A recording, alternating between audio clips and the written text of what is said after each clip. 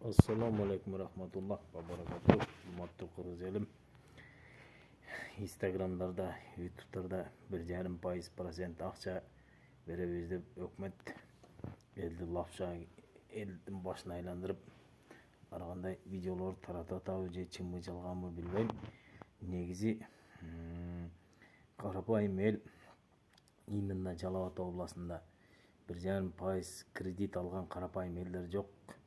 Арзан кредитти только чиновниктер, байлар, таныш билиши күчтүүлөр, мафиоздор, жогорку кызматта отургандар алып алды. Негизи чындык жок. Эмнегедир Садыр Жапаров, Нуркожоевич президентибиз жана Камчыбек Ташиев Кыдырышаевичиңер дагы эшектин тезегинде эле чечкен жок бул жөнүндө маселеничи. Эмнеге 1,5% кредит карапайым элге берилбейт? Карапайым элдин мүмкүнчүлүгү 5 миллион, 4 миллион алганга жетпейт да. 200 миң, 300 миң, 100 миң, 150 миң алганга карапайым элдин күчү жетет. Ошол себептен карапайым элге эч кандай акча бербей жатат. Негизи эмнегедир банк системасына кыргыз мамлекетинин жогорку кеңеште отурган депутаттардын, ошол эле президентибиз Садыр Жапаровдун жана министрибиз Кыргызстандын министринин деле жана Дайырбек Орунбековдун деле күчү жеткен жок, эшектин тезегинде чечкен жок да министри деле.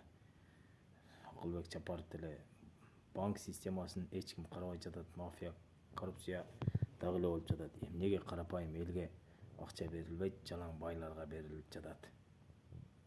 Ушул аябай таң калыштуу, өкүнүчтүү да. Ушуну чечпей жатат кыргыз элим. Ойгонгула кайра эле пахтакор болуп, култаман болуп эле кечке чоңдорду мактайсыңар. Бул Кыргызстанда бүткүл бүтүп жаткан курулуштар карыз Насияга бүтүп жатат. Өлкөнүн экономикасы өнүгүп, эч кандай мамлекет өз казына, өз чөнтөгүнүн эсебинен туалет дагы салган жок, туугандар. Обыкновенный нерселерди салышы мүмкүн, туалетке окшогон.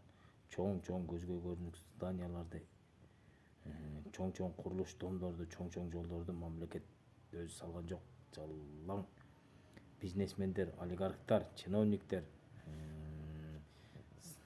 башка өлкөдөн келген чет элдик жарандар салып жатат.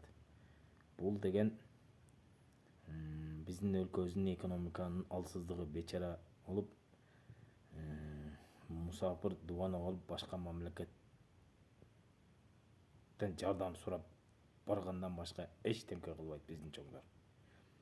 Ушул маселени чечип, кыргыз элим тынчтыктуу түрдө бүткүл бийликтерди күч аркылуу дагы, мыйзам аркылуу дагы жоопко койбосоңор, кыргыз элимдин акчасы, мамлекеттин казынасы